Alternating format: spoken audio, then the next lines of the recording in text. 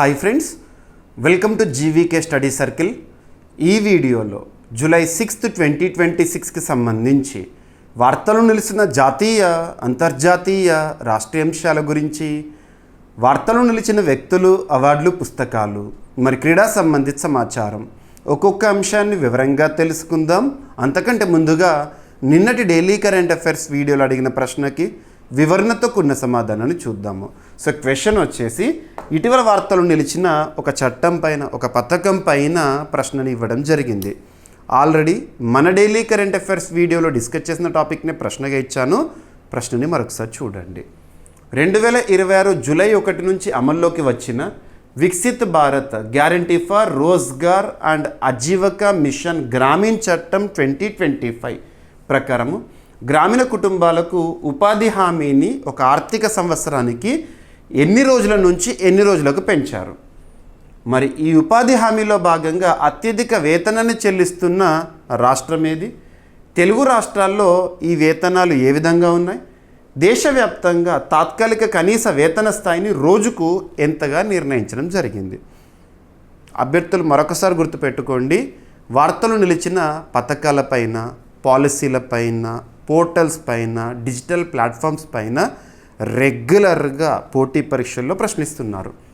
మరి ఏదైనా ఒక పథకం గురించి చూస్తున్నప్పుడు ఆ పథకం ఏ మంత్రిత్వ శాఖ పరిధిలో అమలవుతుంది, అంటే నోడల్ మినిస్ట్రీ ఏంటి, ఎప్పటి నుంచి ఆ చట్టం లేదా పథకం అమల్లోకి వచ్చింది, దానికి సంబంధించిన బేసిక్ పాయింట్స్. సో ఇక్కడ అబ్జర్వ్ చేస్తే 2026 జూలై 1 నుంచి అమల్లోకి వచ్చిన ఒక పథకం, ఒక చట్టము. 2026 జూలై 1 నుంచి అమల్లోకి వచ్చిన Viksit Bharat guarantee for Rozgar and Ajeevika mission Gramin చట్టం 2025. మరి ఈ చట్టం ఏ చట్టాన్ని లేదా ఏ పథకాన్ని భర్తీ చేసింది, దేని స్థానంలో అమల్లోకి వచ్చింది ఈ పథకం అని అడుగుతారు. గతంలో మనము ఒక ఉపాధి హామీ పథకం గురించి లాస్ట్ ఒక 20 years నుండి చూస్తున్నాము. MNREGA, Mahatma Gandhi national rural employment guarantee act 2005 అమల్లోకి వచ్చింది 2006. ఉపాధి హామీ పథకం, దాన్ని భర్తీ చేసింది ఈ విబిజీ రామ్జీ పథకం. గుర్తుపెట్టుకోండి ఈ పథకం. సో దీనికి సంబంధించిన చట్టం 2025 సంవత్సరంలో మనం చూసాము, అమల్లోకి వచ్చింది మాత్రం 2026 జూలై 1 నుంచి. సో ఇక్కడ చూడండి, గ్రామీణ ప్రాంతాల్లో ఉపాధి హామీ పథకము, ఉపాధి హామీ. మరి ఏ మంత్రిత్వ శాఖ పరిధిలో ఈ పథకం అమలుని మనం చూస్తున్నామంటే మినిస్ట్రీ ఆఫ్ రూరల్ డెవలప్మెంట్, కేంద్ర గ్రామీణాభివృద్ధి మంత్రిత్వ శాఖ. ప్రస్తుతం కన్సర్న్ మినిస్టర్గా శివరాజ్ సింగ్ చౌహాన్ గారు విధులు నిర్వర్తిస్తున్నారు. ఎన్ఎఫ్ఈ పాయింట్ ఓకేనా. ఇక ఉపాధి హామీ అనగానే దేశంలోనే అత్యున్నత చట్టమైన రాజ్యాంగంలోని 4వ భాగంలో ఆర్టికల్ 41 మీరు లింక్ చేసుకోవచ్చు. ఉపాధి హామీ, ఉపాధి సంబంధిత అంశాలు, నిరుద్యోగులకు సంబంధించి నోటిఫికేషన్స్ కానీ వీటన్నిటిని కూడా ఆదేశిక సూత్రాల్లో భాగంగా. ఓకేనా. మరి ఈ చట్టం ప్రకారము గ్రామీణ కుటుంబాలకు ఉపాధి హామీని ఒక ఆర్థిక సంవత్సరానికి ఎన్ని రోజుల నుంచి ఎన్ని రోజులకు పెంచారు? ఉపాధి హామీని అంటే గతంలో 100 రోజుల ఉపాధి హామీ ఉండే, దాన్ని ఇప్పుడు మినిమం 125 డేస్గా చేయడం జరిగింది. ఎంత నుంచి ఎంతకు పెంచారు, ఇదొక పాయింట్. ఈ ఉపాధి హామీలో భాగంగా అత్యధిక వేతనం చెల్లిస్తున్న రాష్ట్రం ఏంటి? ఇక్కడ ఒక క్లారిటీ, స్పష్టత అనేది రావాలి. మీకు ఆల్రెడీ చెప్పాను నేను. సో ఇక్కడ అబ్జర్వ్ చేస్తే సిక్కిం, హర్యానా, ఈ 2 రాష్ట్రాల మధ్య అభ్యర్థులకు కన్ఫ్యూజన్ అనేది ఉంటుంది. మరి దీనికి సమాధానం, ఈ ఉపాధి హామీలో భాగంగా, ఈ ఉపాధి హామీ పథకంలో భాగంగా అత్యధిక వేతనం చెల్లిస్తున్న రాష్ట్రం అంటే సిక్కింని గుర్తించాలా ఎగ్జామినేషన్లో, హర్యానా అంటే ఒక క్లారిటీ. సిక్కిం రాష్ట్రంలో 450 రూపాయలు ఒకరోజు పనిచేసినందుకు ఈ ఉపాధి హామీ పథకంలో భాగంగా. మరి సిక్కిం రాష్ట్ర వ్యాప్తంగా మొత్తం కూడా 450 రూపాయలు అనే నిబంధన అమల్లో ఉందంటే కాదు. కేవలం కొండ ప్రాంతాలు, హిల్లీ ఏరియాస్ ఉంటాయి కదా, నార్త్ ఈస్టర్న్ స్టేట్స్ అంటేనే కొండ ప్రాంతాలు, హిల్లీ ఏరియాస్. సో హిల్లీ ఏరియాస్లో మాత్రం 450 రూపాయలు ఒకరోజు పనిచేసినందుకు. ఓకేనా. రాష్ట్ర వ్యాప్తంగా కాదు, హిల్లీ ఏరియాస్లో. ఇక రాష్ట్ర వ్యాప్తంగా చూస్తే యూనిఫామిటీ, ఆ రాష్ట్రంలో ఈ ఉపాధి హామీ పథకం అమలుకు గాను హర్యానా రాష్ట్రం అత్యధికంగా చెల్లిస్తుంది. హర్యానా రాష్ట్రం ఎంత అంటే 409 రూపాయలు. ఏ రాష్ట్రం అత్యధికంగా ఉపాధి హామీలో భాగంగా చెల్లిస్తోంది అంటే హర్యానా రాష్ట్రము. కానీ కొండ ప్రాంతాల్లోని మెన్షన్ చేశారనుకోండి అప్పుడు సిక్కిం. గుర్తుపెట్టుకోండి. ఇక తెలుగు రాష్ట్రాల విషయానికి వస్తే వేతనాలు ఏ విధంగా ఉన్నాయంటే ఆంధ్రప్రదేశ్లో 312 రూపాయలు, తెలంగాణలో వచ్చేసి 308 రూపాయలు. గుర్తుపెట్టుకోండి. ఓకేనా? ఈ ఉపాధి హామీ పథకం అమల్లో భాగంగా చెల్లిస్తున్న మొత్తము. ఇక దేశవ్యాప్తంగా తాత్కాలిక కనీస వేతన స్థాయిని రోజుకు ఎంతగా నిర్ణయించారు? తాత్కాలిక కనీస వేతన స్థాయిని రోజుకు కనీసం 300 రూపాయలుగా చెల్లించారు. ఇక ఈ ఉపాధి హామీ పథకం అమలును చూస్తే దేశంలో ఎక్కడైనా చూడండి మినిమం అన్నట్టు ఇంత చెల్లించాలి పర్ డే పని చేసినందుకు. ఒకవేళ జాతీయ స్థాయిలో సగటు ఏ విధంగా ఉంది, సగటు యావరేజ్ ఎలా ఉంది అంటే 327 రూపీస్ ఉంది. ఇక్కడ క్లారిటీగా చూడండి, మినిమం ఇది. ఇంతకంటే తక్కువ చెల్లించొద్దు రాష్ట్రము. మరి ఎక్కువ చెల్లించవచ్చు అంటే చెల్లించవచ్చు. చూడండి, ఇలా యావరేజ్ తీసుకుంటే మాత్రం 327 రూపీస్ ఉంది. ఎనఫ్. ఓకేనా? సో ఈ పాయింట్స్ పైనే ఎగ్జామినేషన్లో మనకి ప్రశ్నలు వచ్చే అవకాశం ఉంది. నేను చెప్పిన పాయింట్స్ ఏవైతే ఉంటే చూడండి. సో ఇక్కడ చూడండి, ఇక స్క్రిప్ట్. ఓకేనా? VBG RAM G act. ఓకేనా? So MGNREGA Mahatma Gandhi national rural employment guarantee act స్థానంలో అమల్లోకి వచ్చింది జూలై 1 నుంచి. Viksit Bharat guarantee for Rozgar and Ajeevika mission Gramin చట్టము 2025 చట్టమేమో 2025 అమల్లోకి వచ్చింది 2026. గతంలో కూడా చూడండి మన్రేగా యాక్ట్ ఏమో 2005 అమల్లోకి వచ్చింది 2006 అలాగా. ఓకేనా? ఇది మహాత్మా గాంధీ జాతీయ ఉపాధి హామీ చట్టం ఏదైతే ఉంటుందో మన్రేగా 2005 స్థానంలో అమల్లోకి వచ్చింది, దాన్ని భర్తీ చేసేసింది ఇప్పుడు ఉపాధి హామీ పథకం. గ్రామీణ కుటుంబాలకు ఉపాధి హామీని ఒక ఆర్థిక సంవత్సరానికి 100 రోజుల నుంచి 125 రోజులకు పెంచారు. ఈ పాయింట్ ఇంపార్టెంట్, ఇందాకే చెప్పాను నేను ఓరల్గా, ఇప్పుడు చూపిస్తున్నాను. జాతీయ సగటు వేతనం 299.80 రూపాయల నుంచి 327.40 రూపాయలకు పెరిగింది. గతంలో జాతీయ స్థాయిలో యావరేజ్ వేజ్ ఏ విధంగా ఉండే అంటే ఇంత ఉండే, ఇప్పుడు అది కాస్త 327 రూపాయలు. ఓకేనా? దాదాపు 10% పెంచారు.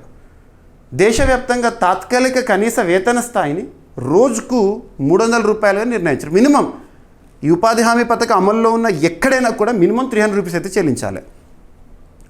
ఆంధ్రప్రదేశ్లో 312 రూపాయలంట ఈ ఉపాధి హామీ పథకం అమలుకు గాను. గతంలో 307 రూపాయల నుండే 5 రూపాయలు పెంచారు. ఇకపోతే తెలంగాణలో 307 రూపాయలు ఉండే గతంలో 308 రూపాయలకు వచ్చింది, 1 రూపాయి పెంచారు. ఓకేనా? గుర్తుంచుకోండి, 5 రూపాయలు పెంచారు ఏపీలోనేమో, తెలంగాణలో 1 రూపాయి పెంచారు గతంతో పోలిస్తే. ఇక సిక్కిం క్లారిటీ. ఎత్తైన ప్రాంతాల్లో హిల్ ఏరియాస్లో దేశంలోనే అత్యధికంగా 450 రూపాయలు చెల్లిస్తున్నారు వేజ్. హర్యానాలో అత్యధికంగా రాష్ట్ర స్థాయి మొత్తం తీసుకుంటే 409 రూపాయలు, గోవాలో 406 రూపాయల వేతనం నిర్ణయించబడింది. అరుణాచల్ ప్రదేశ్, నాగాలాండ్లో అత్యధికంగా 24.5% పెంపు నమోదై వేతనము 300 రూపాయల స్థాయికి చేరిందంట. సజావుగా మార్పు సమయానికి వేతన చెల్లింపుల కోసం ప్రభుత్వము 95,692.31 కోట్ల రూపాయల తాత్కాలిక నిధిని కేటాయించింది ఈ పథకం అమలుకు గాను. కొత్త విధానము వాటర్ సెక్యూరిటీ, నీటి భద్రత, గ్రామీణ మౌలిక వసతులు, జీవనోపాధి మద్దతు వంటి దీర్ఘకాలిక ఆస్తుల సృష్టిపై దృష్టి సారిస్తుంది. పర్యవేక్షణ, పారదర్శకత, బాధ్యత కోసము ఆర్టిఫిషియల్ ఇంటెలిజెన్స్ మరియు GPS వంటి సాంకేతికతలను వినియోగిస్తుంది. ఉమ్మడి ఆంధ్రప్రదేశ్లోని అనంతపురం జిల్లా బండ్లపల్లి గ్రామంలో ఫిబ్రవరి 2, 2006 రోజున అప్పుడు మన్రేగా అమల్లోకి వచ్చింది. అప్పుడు ఉపాధి హామీ పథకము. ఓకేనా? అప్పటి ప్రధానమంత్రి మన్మోహన్ సింగ్ గారి చేతుల మీదుగా. ఇప్పుడు అదే ఆంధ్రప్రదేశ్ రాష్ట్రంలో విబిజీ రామ్జీ కూడా అమల్లోకి వచ్చింది. ఆంధ్రప్రదేశ్లోని తిరుపతి జిల్లా నుంచి ప్రారంభమైంది. గుర్తుపెట్టుకోండి, గతంలో ఏంటి, ఇప్పుడు ఏంటి. ప్రారంభమైన రాష్ట్రం మాత్రం ఏపీఏ. ఓకేనా? కన్సర్న్ మినిస్ట్రీ ఏంటి, మినిస్ట్రీ ఆఫ్ రూరల్ డెవలప్మెంట్. ప్రస్తుతం మంత్రిగా ఎవరున్నారు, శివరాజ్ సింగ్ చౌహాన్ గారు. రైట్, ఇదంతా కూడా మీకు నేను ఏదైతే ఎక్స్ప్లెనేషన్ ఇచ్చానో స్క్రిప్ట్. రానున్న ఏ పోటీ పరీక్ష అయినా, ఏ స్థాయి పోటీ పరీక్ష అయినా డెఫినెట్గా ఈ టాపిక్ని మీరు ప్రశ్నగా ఎక్స్పెక్ట్ చేసి తీరాల్సిందే. ఓకేనా? అంతటి ఇంపార్టెన్స్ ఉంది కాబట్టి ఇక్కడ మీకు ప్రశ్న అడిగాను, సమాధానాన్ని కూడా వివరంగా ఇవ్వడం జరిగింది. ఇక ఈరోజు ఫస్ట్ టాపిక్ జూలై 6, 2026. మీరు అన్ని వార్తాపత్రికల్లో కూడా చూసుంటారు. పాస్పోర్ట్ సూచి, passport index, global passport index. మనం గతంలో హెన్లీ పాస్పోర్ట్ ఇండెక్స్ గురించి చూసాము, భారతదేశం యొక్క ర్యాంక్ గురించి చూసాము. ఈ సంవత్సరంలో మినిమం 2 సార్లు చూసాము, వార్తల్లోకి వచ్చింది. So that is different, this is different. విడుదల చేసే సంస్థ కూడా వేరేనే. గ్లోబల్ పాస్పోర్ట్ ఇండెక్స్ 2026 ఎగ్జామినేషన్లో గుర్తుపెట్టుకోండి, గ్లోబల్ పాస్పోర్ట్ ఇండెక్స్ 2026 అని అడుగుతారు క్వశ్చన్. అదే ఒకవేళ హెన్లీ పాస్పోర్ట్ ఇండెక్స్ అయితే హెన్లీ అని మెన్షన్ చేస్తారు. ఓకేనా? సో ఏదైనా ఒక సూచి గురించి మనము పోటీ పరీక్షల కోణంలో ఏ పాయింట్స్ని గుర్తుపెట్టుకోవాలంటే, వార్తలు నిలిచిన ఆ సూచి పేరేంటి, ఆ సూచిని విడుదల చేసే సంస్థ పేరేంటి, ఆ సంస్థ యొక్క ప్రధాన కేంద్రం ఎక్కడ ఉంది, ఆ సూచీలో ర్యాంకింగ్స్ ఇస్తారు కదా, ర్యాంకింగ్స్ ఇవ్వడానికి ఒకవేళ దేశాలకు ర్యాంకింగ్స్ అయితే ఎన్ని దేశాలను కన్సిడర్ చేసి ర్యాంకులను ఇవ్వడం జరిగింది, మరి ఆ సూచీలో టాప్ పొజిషన్లో నిలిచిన దేశం లేదా టాప్ 3 కంట్రీస్ గుర్తుపెట్టుకోండి. టాప్ కంట్రీకి సంబంధించి మాత్రం స్కోర్ కూడా చూడాలి.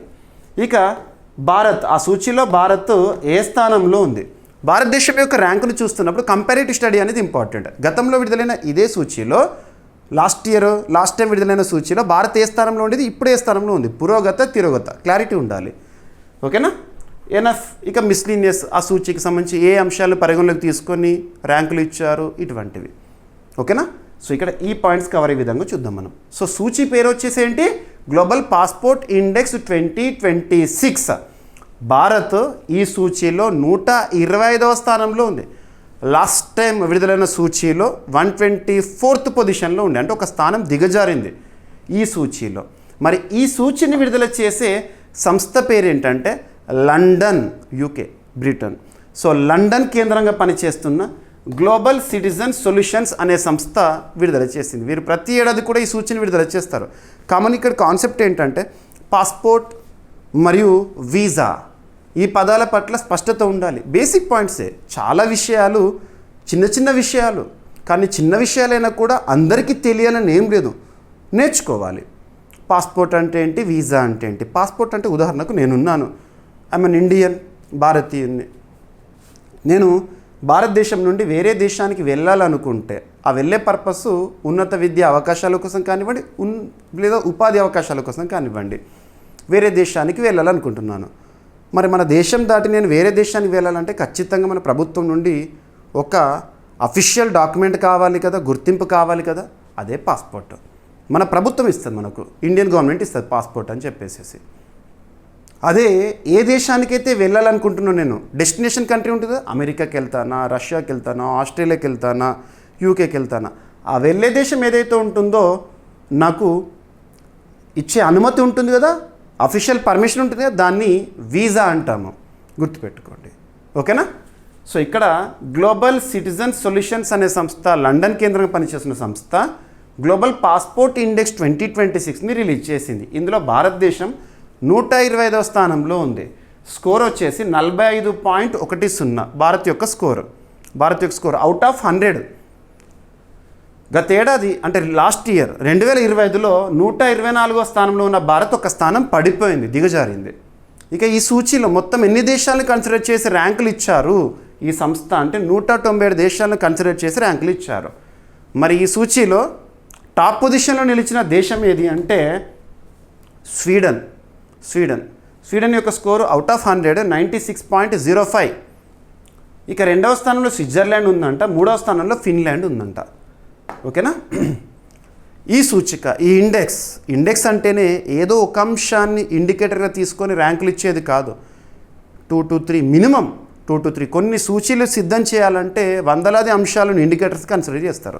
మరి ఈ సూచిని సిద్ధం చేయడానికి ఏ అంశాలు పరిగణలోకి తీసుకున్నారంటే, ఈ సూచిక పాస్పోర్ట్ విలువను, ప్రపంచ ప్రయాణ స్వేచ్ఛ మరియు పెట్టుబడి అవకాశాలు, జీవన ప్రమాణాల ఆధారంగా అంచనా వేస్తుందంట. భారతదేశం ప్రయాణ సామర్థ్య సూచిక, ఈ సూచీలో అంతర్గతంగా ఇంకా ర్యాంకులు ఉన్నాయి, అంతర్గతంగా ర్యాంకులు, వాటిని అబ్జర్వ్ చేస్తే భారతదేశం ప్రయాణ సామర్థ్య సూచిక అంటే ఎన్హాన్స్డ్ మొబిలిటీ ర్యాంక్, ఈ సూచికలో భాగంగా 136వ స్థానంలో ఉందంట. క్వాలిటీ ఆఫ్ లైఫ్ విషయంలో 118వ స్థానంలో ఉంది. పెట్టుబడి సూచికలో 94వ స్థానంలో ఉందంట.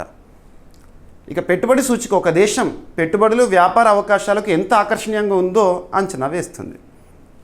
ఇక మరి భారతదేశం ఈ గ్లోబల్ పాస్పోర్ట్ ఇండెక్స్లో 120వ స్థానం ఉందన్నాను కదా. మరి భారతదేశం యొక్క పాస్పోర్ట్ కలిగి ఉన్న ఒక వ్యక్తి ఈ సూచిక ప్రకారము వీరిచ్చిన రిపోర్ట్ ప్రకారం ఎన్ని దేశాలకు వీసా లేకుండా ప్రయాణించవచ్చట అంటే 26 దేశాలకు. ఓకేనా. ఈ ర్యాంకింగ్ భారతదేశానికి ప్రపంచ ప్రయాణ స్వేచ్ఛ పరంగా ఇంకా పరిమితులు ఉన్నాయని సూచిస్తోంది. ఓకేనా. సో విడుదల చేసే సంస్థ global citizen solutions London UK కేంద్రంగా పనిచేస్తుంది. ఈ సంవత్సరం విడుదలైంది కదా, ఎవ్రీ ఇయర్ కూడా రిలీజ్ అవుతుంది కదా ఈ సూచి. ఈ సంవత్సరం విడుదలైంది. ఈ సిరీస్లో తీసుకుంటే 5th అంట, 5వది. ఎన్ని దేశాలు కవర్ చేసిందంటే 197 దేశాలు.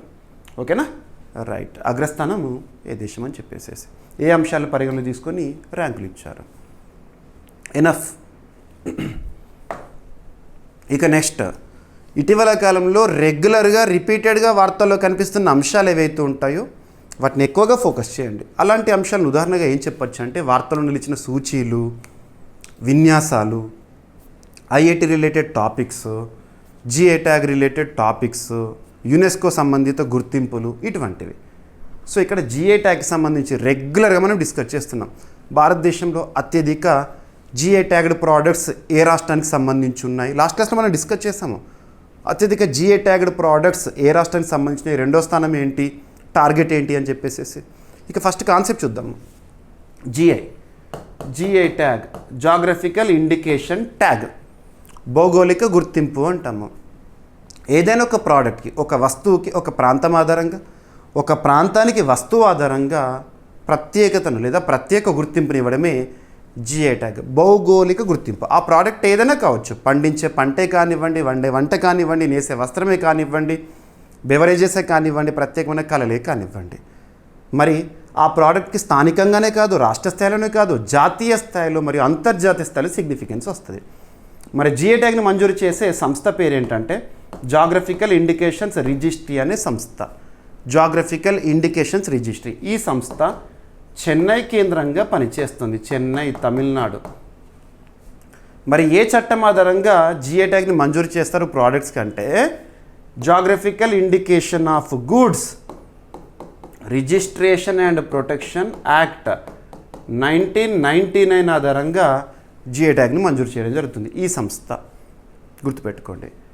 ఈ టాపిక్ జిఐ ట్యాగ్ అనే టాపిక్ ఏ మంత్రిత్వ శాఖ పరిధిలో వస్తుందంటే మినిస్ట్రీ ఆఫ్ కామర్స్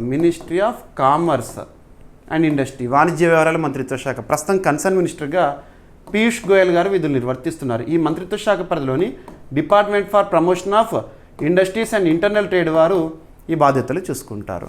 రీసెంట్గా ministry of commerce Piyush Goyal గారు చేసిన ఒక స్టేట్మెంట్ ఏంటి, ఒక లక్ష్యాన్ని చెప్పారు. 2030 సంవత్సరం వరకల్లా మన భారతదేశంలో జిఐ ట్యాగ్డ్ ప్రోడక్ట్ సంఖ్య 10,000కు రీచ్ అవ్వాలని చెప్పేసేసి. ఇప్పుడు అరౌండ్ 1000 ఉన్నాయి అంతే.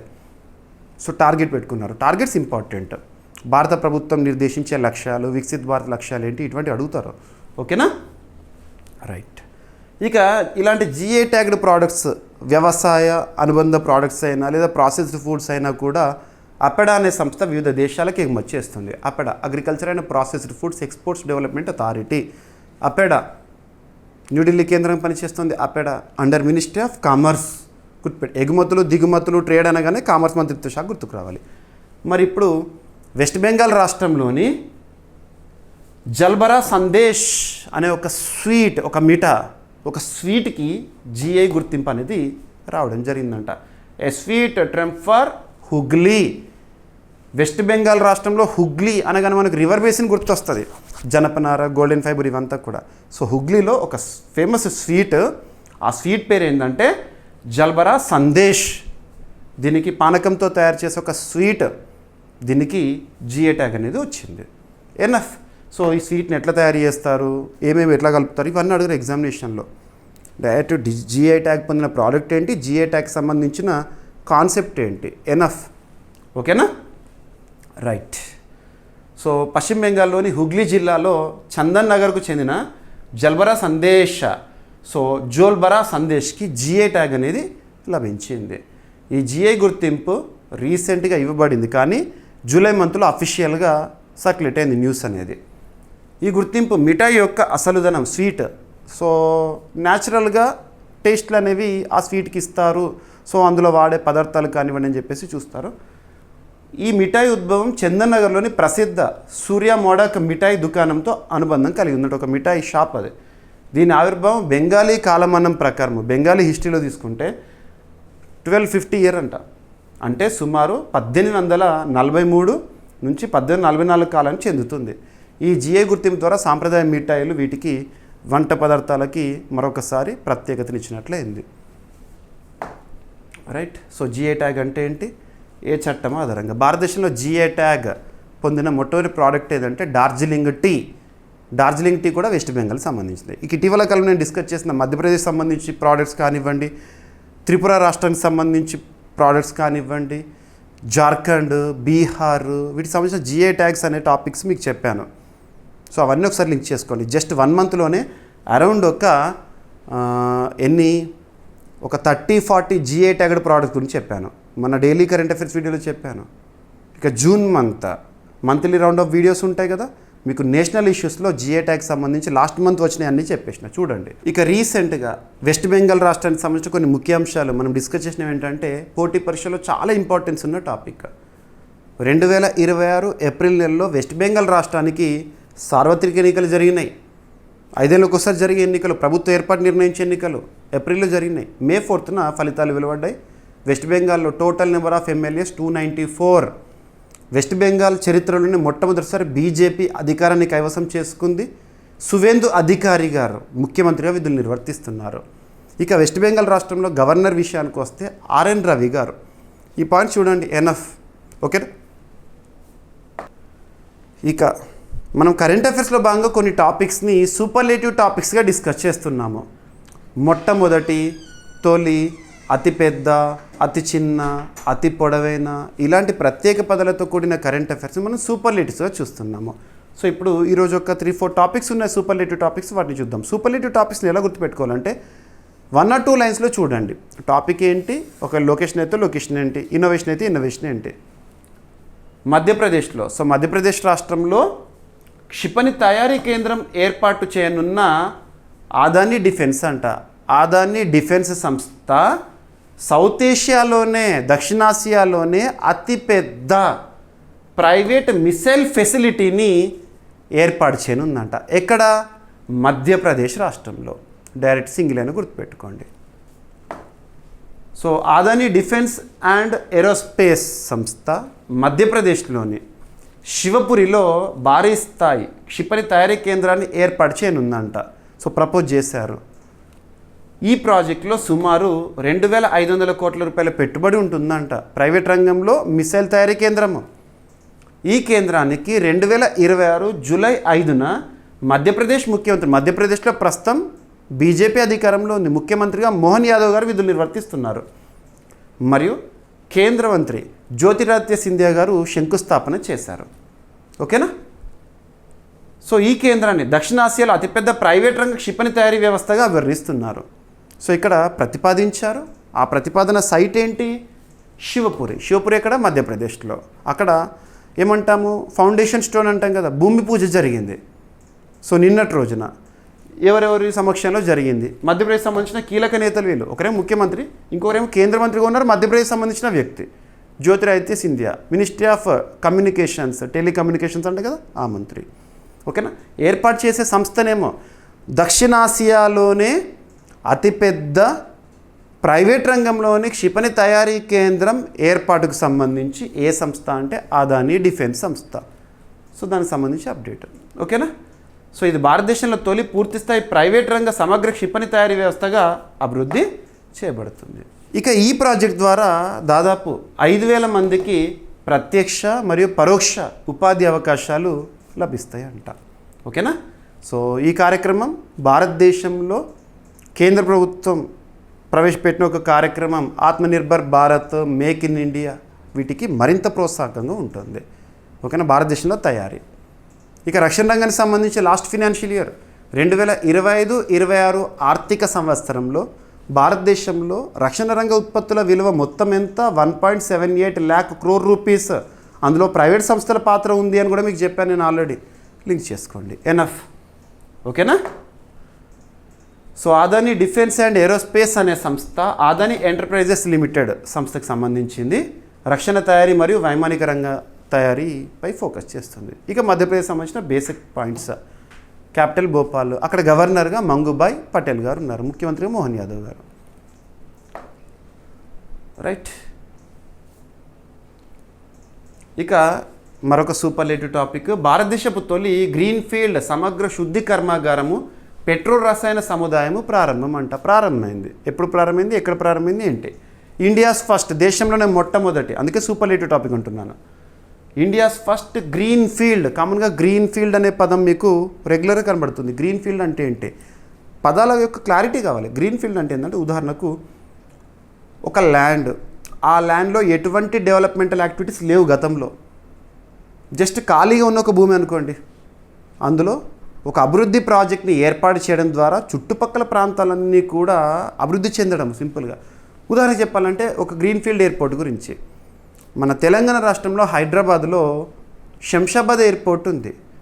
శంషాబాద్ ఎయిర్పోర్ట్, ఇప్పుడు శంషాబాద్ అనే పేరు చెప్తే మనకి ఎయిర్పోర్ట్ అనేది గుర్తొస్తుంది. కానీ ఆ ఎయిర్పోర్ట్ కాకముందు ఆ ఏరియా అంతా కూడా నార్మల్ ఒక వెకెట్ ల్యాండ్. మరి అక్కడ విమానాశ్రయాన్ని ఏర్పాటు చేస్తారంటే ఒక పనికిరాని ఒక భూమిని అభివృద్ధికి కేంద్రంగా తీర్చిదిద్దడము. అలా ఒక గ్రీన్ఫీల్డ్. ఓకేనా? So India's first greenfield refinery come petrochemical complex ఎక్కడ ప్రారంభము? రాజస్థాన్ రాష్ట్రంలో. రాజస్థాన్ రాష్ట్రంలో లొకేషన్ ఎక్కడ? పచ్పద్ర అనే ఒక ప్రాంతంలో. ఎనఫ్. సో ప్రధానమంత్రి నరేంద్ర మోదీ గారు జూలై 4th 2026 రోజున రాజస్థాన్ రాష్ట్రంలోని బలోత్రా డిస్టిక్లో ఉన్న పచ్పద్ర వద్ద భారతదేశంలోని తొలి గ్రీన్ఫీల్డ్ సమగ్ర శుద్ధి కర్మాగారము పెట్రోల్ రసాయన సముదాయంని ప్రారంభించారు. ఈ ప్రాజెక్ట్ని Hindustan petroleum corporation limited HP సంస్థ మరియు రాజస్థాన్ ప్రభుత్వం సంయుక్తంగా ఏర్పాటు చేసిన హెచ్పిసిఎల్ రాజస్థాన్ రిఫైనరీ లిమిటెడ్ అమలు చేసింది. ఏం లేదు, టాపిక్ సంబంధించి సూపర్లేటివ్ టాపిక్ సింపుల్గా గుర్తుపెట్టుకోండి. హెడ్డింగ్ చూడండి. ఇప్పుడు ఇది లొకేషన్ సంబంధించి రాజస్థాన్ రాష్ట్రము ఎప్పుడు ప్రారంభమైంది? ఇక్కడ ఇది జూలై 4th. ఏ సంస్థలు లేదా ఎవరెవరు సంయుక్తంగా ఈ ప్రాజెక్ట్ని అభివృద్ధి చేశారు, సరిపోతుంది. ఓకేనా? ఇందులో ఈ ప్రాజెక్టులో హెచ్పిసిఎల్ సంస్థ ఏదైతే ఉంటుందో 74% ఖర్చు, రాజస్థాన్ ప్రభుత్వం వచ్చేసి 26% అంట. ఈ సముదాయాన్ని దాదాపు 79,450 కోట్ల రూపాయల పెట్టుబడితో అభివృద్ధి చేశారు. ఈ రిఫైనరీకి సంవత్సరానికి 9 మిలియన్ మెట్రిక్ టన్నుల శుద్ధి సామర్థ్యము, అలాగే రిఫైనరీ అంటున్న శుద్ధి సామర్థ్యం అందుకే. సో అలాగే 2.4 మిలియన్ మెట్రిక్ టన్నుల పెట్రోల్ రసాయన ఉత్పత్తి సామర్థ్యము ఉందంట. ఓకేనా? Right. So HPCL Rajasthan refinery limited సంయుక్త సంస్థ, హెచ్పి సంస్థ మరియు రాజస్థాన్ ప్రభుత్వము. ఓకేనా? రైట్. ఇక Hindustan petroleum corporation limited HPCL అనే సంస్థ 1974లో స్థాపన. ప్రధాన కార్యాలయం వచ్చేసి ముంబై, మహారాష్ట్ర. ఏ మంత్రిత్వ శాఖ పరిధిలో పనిచేస్తుంది HPCL? Petroleum, ministry of petroleum and natural gas. ప్రస్తుతం కన్సర్న్ మినిస్టర్ ఎవరు? హర్దీప్ సింగ్ పూరి గారు. ఓకేనా? ఇది ఒక మహారత్న కంపెనీ. ఇక రాజస్థాన్ రాష్ట్రం విషయానికి వస్తే క్యాపిటల్ వచ్చేసి జైపూర్. అక్కడ బీజేపీ అధికారంలో ఉంది. ముఖ్యమంత్రిగా భజన్లాల్ శర్మ గారు ఉన్నారు. గవర్నర్గా హరిభో కిషన్ రావు బాగ్దే గారు విధులు నిర్వర్తిస్తున్నారు. ఒక రాష్ట్రం గురించైనా, దేశం గురించైనా, సంస్థ గురించైనా, కూటమి గురించైనా మనం డిస్కస్ చేసే టాపిక్లో ఒక్క పదం కనిపించినా కూడా దానికి సంబంధించిన బేసిక్ డీటెయిల్స్ అన్నీ చూడాలి. ఉదాహరణ ఇక్కడ మీకు హెచ్పిసిఎల్ గురించి చెప్పాను. ఎందుకు చెప్పాను? పోటీ పరీక్షల్లో హెచ్పిఎల్ సంస్థ గురించే డైరెక్ట్ అడుగుతున్నాడు బిట్. హెచ్పిఎల్ సంస్థ ఏ సంవత్సరంలో ఏర్పాటైంది, ఎక్కడ ప్రధాన కేంద్రము, ఇటువంటి అడుగుతున్నారు. కాబట్టి ప్రతి ఒక్క పాయింట్ జీకే పాయింట్ ఆఫ్ వ్యూలో కానివ్వండి, కాన్సెప్ట్ సబ్జెక్ట్ రిలేట్ చేస్తూ చెప్తున్నాను. ఎనఫ్. ఇక మరొక సూపర్లేటివ్ టాపిక్. వాస్తవానికి మచ్చా టీ అనే పదాన్ని మీరు వినుంటారు. మీరు ఒకవేళ టీ ప్రేమికులు అయితే రకరకాల టీ వేరియంట్స్ గురించి, టీలో రకాల గురించి తెలిసి ఉంటుంది.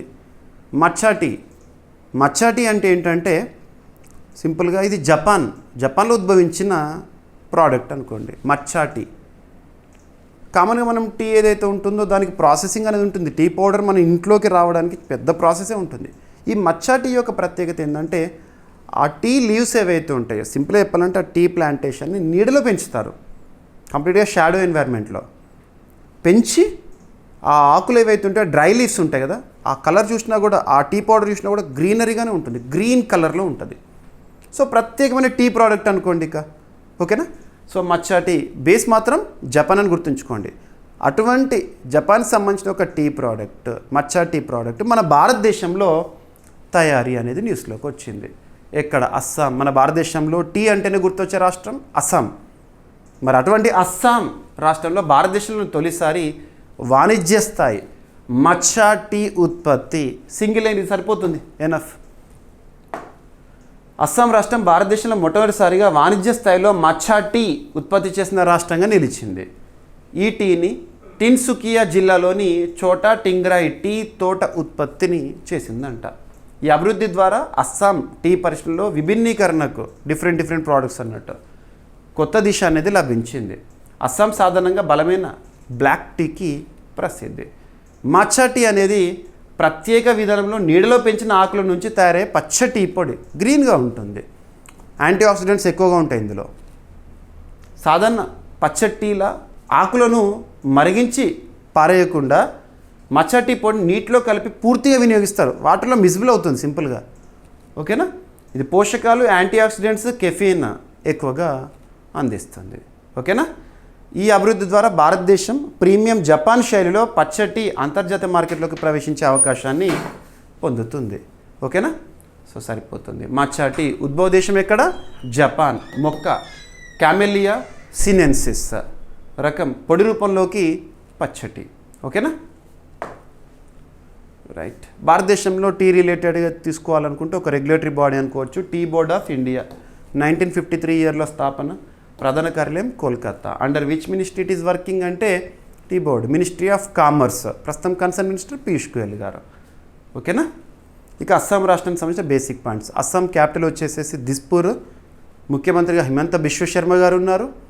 గవర్నర్గా లక్ష్మణ్ ప్రసాద్ ఆచార్య గారు విధులు నిర్వర్తిస్తున్నారు, ఎనఫ్.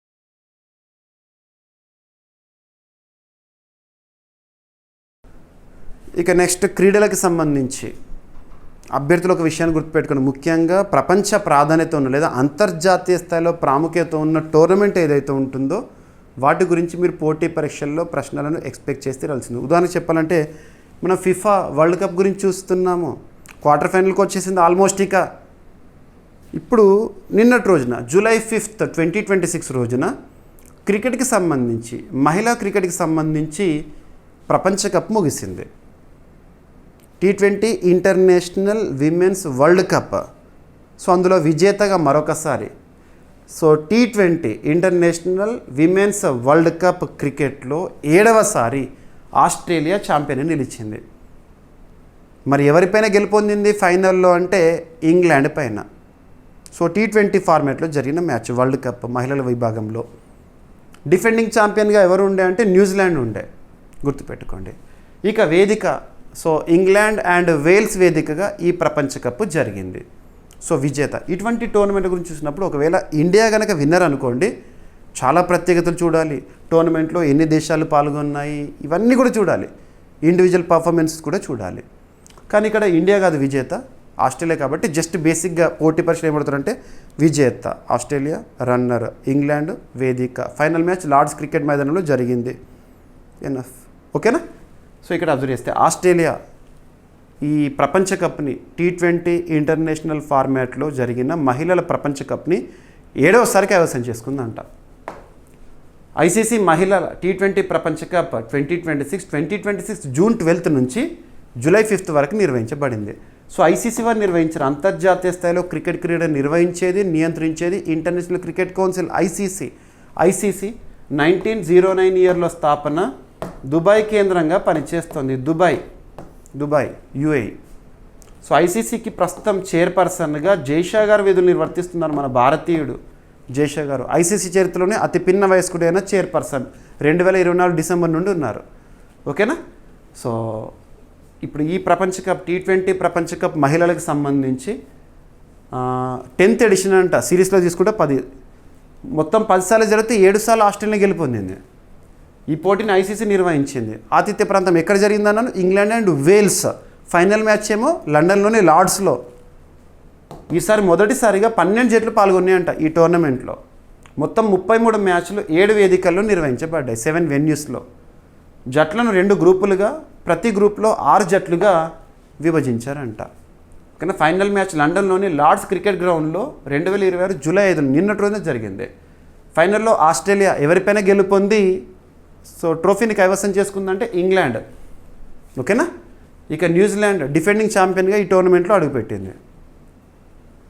So enough. బెత్ మూనీ ఫైనల్లో మ్యాచ్ ఉత్తమ క్రీడాకారిణిగా, మ్యాన్ ఆఫ్ ది మ్యాచ్గా మరియు టోర్నీ మొత్తంలో కూడా ఉత్తమ క్రీడాకారిణిగా, ప్లేయర్ ఆఫ్ ద సిరీస్గా ఎంపికైందంట. ఓకేనా, సరిపోతుంది.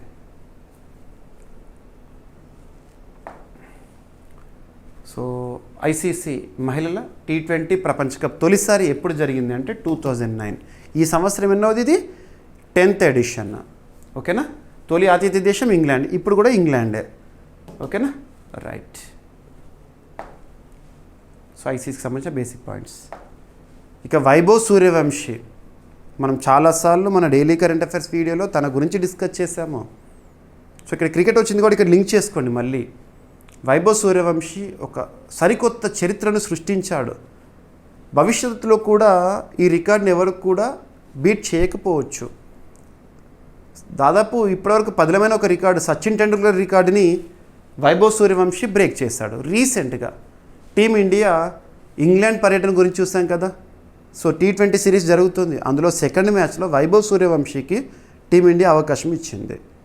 అలా 15 ఏళ్ళ 99 రోజుల వయసులోనే అంతర్జాతీయ క్రికెట్లోకి ఆరంగేట్రం చేసిన తొలి వ్యక్తి అంటున్నాను, మహిళల విభాగంలో కానివ్వండి, పురుషుల విభాగంలో కానివ్వండి, తొలి వ్యక్తిగా వైభవ్ సూర్యవంశీ మన టీమిండియా తరపున ఎవరిపైన మ్యాచ్ ఆడాడు. తన ఫస్ట్ మ్యాచ్ అంటే ఇంగ్లాండ్.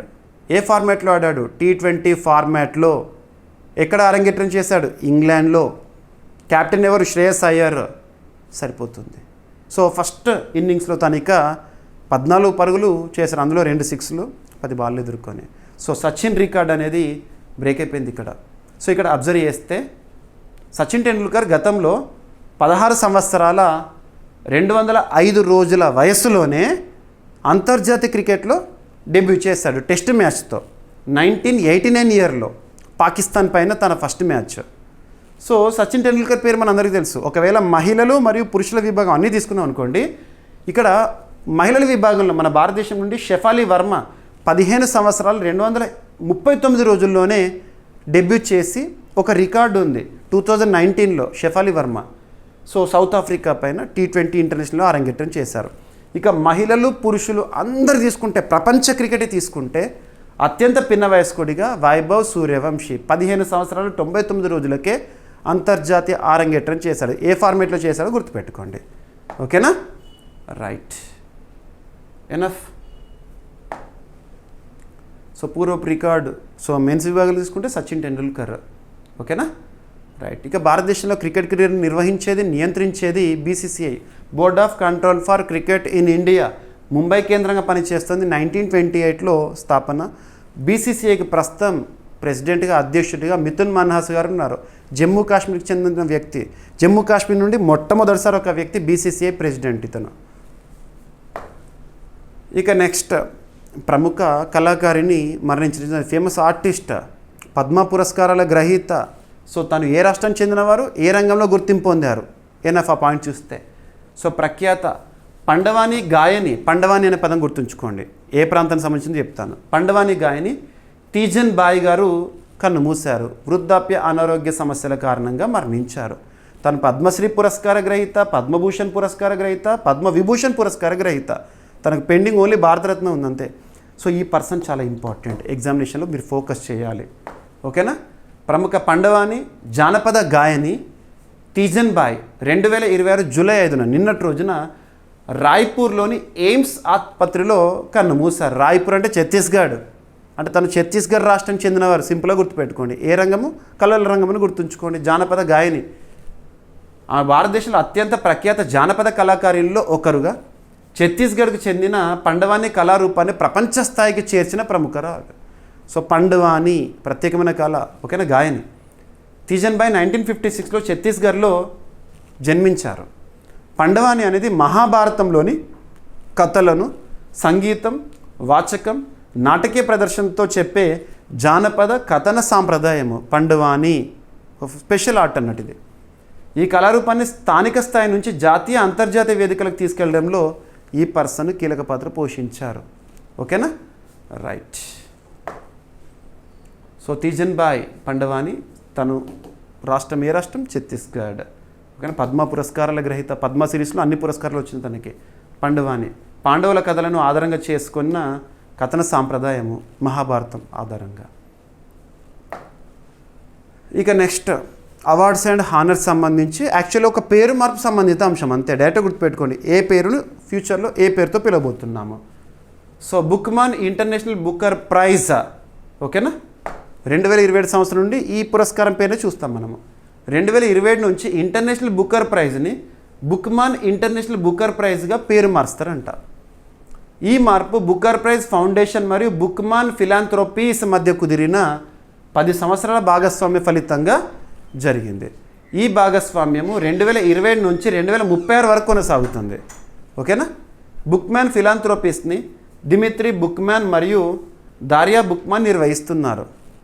వీరు ప్లైరిక్స్ సంస్థతో అనుబంధాన్ని కలిగి ఉన్నారు. ఇక పురస్కారం నగదు బహుమానం ఉంటుంది కదా, 50,000 పౌండ్ల నుంచి 1,00,000 పౌండ్ల వరకు పెంచుతున్నారు. ఎంత నుండి ఎంతకు పెంచుతున్నారు చూడండి. ఈ నగదు బహుమతిని రచయిత మరియు అనువాదకుడు సమానంగా పంచుకుంటారు. రీసెంట్గా మనం ఈ పురస్కారం గురించి చూసాం. ఇంటర్నేషనల్ బుకర్ ప్రైజ్ పురస్కారం ప్రత్యేకత, ఎంత ప్రైజ్ మనీ, ఇవన్నీ కూడా. ఓకేనా. రైట్.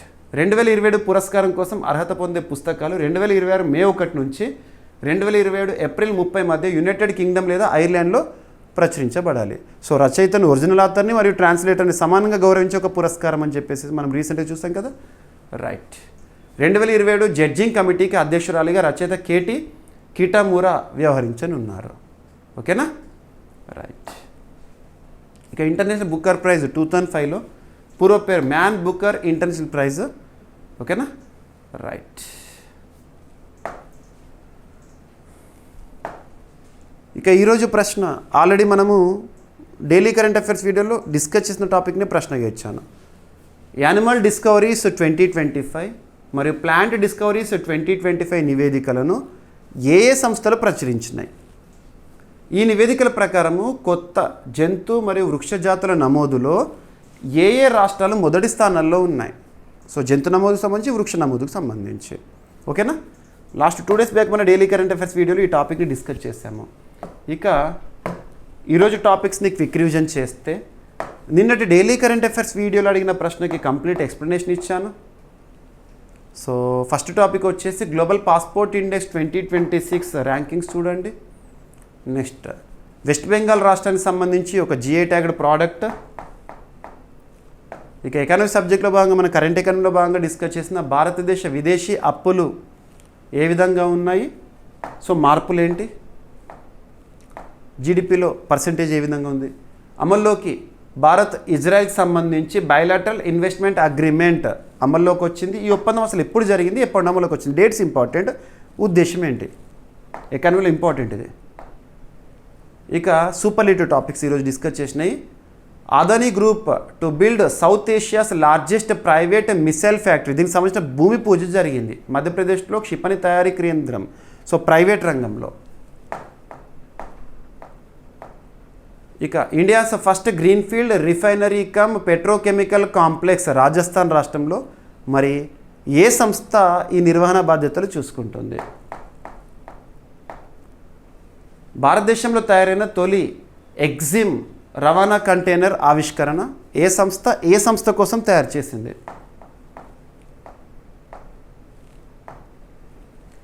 ఇక రీసెంట్గా వార్తలు ఇచ్చిన మచ్చా టీ భారతదేశంలో మొట్టమొదటిసారి కమర్షియల్గా ప్రొడ్యూస్ చేయడం జరిగింది అస్సాం రాష్ట్రం నుంచి. మచ్చా టీ అంటే జపాన్ సంబంధించింది. ఇక ప్లాసెంటా ఆన్ చిప్ వేదికను అభివృద్ధి చేసిన భారత శాస్త్రవేత్తలు. ఇందులో ఐఐటి బాంబే మరియు ఐసిఎంఆర్ సంబంధించిన ల్యాబొరేటరీ పాత్ర. ఓకేనా, ప్లాసెంటా అంటే ఏంటి? సో పశుజన్య యుద్ధ అభ్యాస్ ఎక్కడ ప్రారంభమైంది?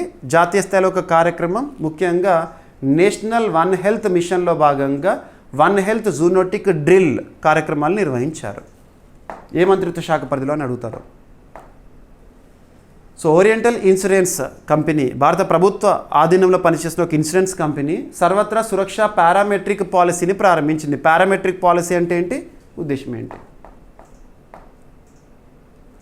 సో ఐసీసీ మహిళల T20 ప్రపంచ కప్ 2026 విజేతగా ఆస్ట్రేలియా, వేదిక వచ్చేసి England, runner up England. So edition వచ్చేసి 10th. అత్యధిక టైటిల్ కైవసం చేసుకున్న జట్టు ఆస్ట్రేలియా 7 సార్లు. ఇక అంతర్జాతీయ క్రికెట్లో వైభవ్ సూర్యవంశీ ఆగమనము. సో ప్రత్యేకతలు ఏంటి? ఇక ప్రఖ్యాత పండవానీ గాయని ఛత్తీస్గఢ్ రాష్ట్రానికి చెందిన ప్రముఖ గాయకురాలు, జానపద సంగీతంలో తనకంటూ ప్రత్యేక గుర్తింపున్న మహిళ ఇటీవల మరణించడం జరిగింది. ఇక పేరు మార్పు ఒక పురస్కారానికి సంబంధించి, మరియు ఈ పురస్కారం యొక్క మానిటరీ వాల్యూ ప్రైజ్ మనీ కూడా మారింది. So bookman international Booker prize కాస్త ఇక నెక్స్ట్ ఇయర్ నుంచి బుక్మన్ ఇంటర్నేషనల్ బుక్కర్ ప్రైజ్గా మారనుంది. ఈరోజు ప్రశ్న, యానిమల్ డిస్కవరీస్ 2025 మరియు ప్లాంట్ డిస్కవరీస్ 2025 నివేదికలను ఏ సంస్థలు ప్రచురించినాయి? ఈ నివేదికల ప్రకారం కొత్త జంతు వృక్ష జాతుల నమోదులో ఏ రాష్ట్రాలు మొదటి స్థానాల్లో ఉన్నాయి? సో అభ్యర్థులు ప్రతిరోజు మన డైలీ కరెంట్ అఫైర్స్ వీడియో చూడండి, మీకు ప్రతిరోజు అందిస్తున్నాను. సో ఎక్స్ప్లెనేషన్ అంతా విన్న తర్వాత మన CA 360 కోర్సులో నేను అప్లోడ్ చేస్తున్న PDFs ఏవైతే ఉంటాయో, మీకు డైలీ కరెంట్ అఫైర్స్ PDF ఇస్తున్నాను కదా, తెలుగు మీడియం అభ్యర్థుల కోసం తెలుగులో ఇస్తున్నాను, ఇంగ్లీష్ మీడియం అభ్యర్థుల కోసం ఇంగ్లీష్లో ఇస్తున్నాను. ఈ క్లాస్లో ఎక్స్ప్లెయిన్ చేసిన కంటెంట్ మొత్తం చూపించిన స్క్రిప్ట్ అంతా కూడా PDF రూపంలో ఉంటుంది. You can download it. And ఏమైనా మిస్లేనియస్ టాపిక్స్ ఉంటే రేపటి క్లాస్లో జోడించి డిస్కస్ చేద్దాము. రేపు మళ్ళీ కలుద్దాం. Thank you.